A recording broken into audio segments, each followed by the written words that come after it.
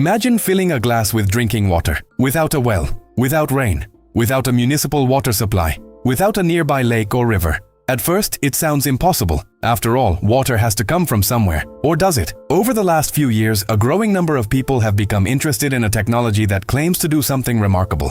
Extract water directly from the air. Not through magic, not through chemistry, but by taking advantage of something that's already all around us. The atmosphere contains water vapor almost everywhere on Earth, even when the sky looks perfectly clear. In fact, the air around you is constantly holding moisture. The amount changes depending on temperature, humidity, and climate.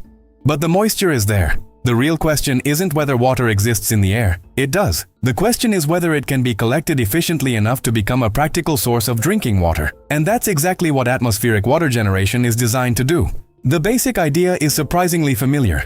Think about a cold glass sitting outside on a warm day. After a few minutes, tiny droplets begin forming on the outside. The glass isn't leaking. Those droplets come from moisture already present in the surrounding air. Atmospheric water generators use a similar principle. Inside the machine, air passes over cooled surfaces. As the air cools, water vapor condenses into liquid water. The collected water then moves through several stages of filtration and purification before reaching a storage reservoir. The exact technology varies between manufacturers. Some systems include carbon filtration, others use ultraviolet sterilization, mineral enhancement, or multiple purification stages. The goal isn't simply collecting moisture. The goal is producing clean water that can be safely consumed when the system is properly designed and maintained.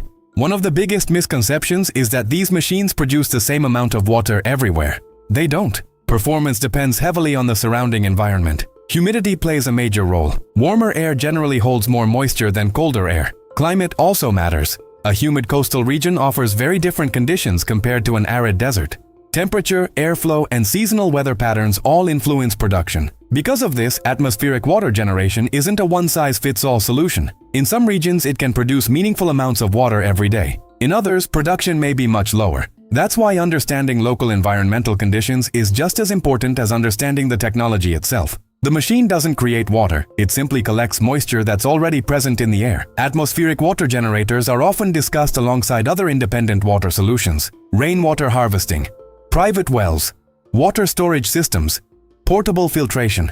Rather than replacing every other option, many homeowners view atmospheric water generation as another layer of resilience. For people interested in emergency preparedness, off-grid living, or reducing dependence on traditional infrastructure, multiple water sources often provide greater flexibility. Each system has advantages, each has limitations. Successful water planning usually combines several approaches instead of relying on only one. The most resilient households rarely depend entirely on a single source. They build options, and options create resilience. Perhaps the most important lesson isn't about one particular technology. It's about changing the way we think about water.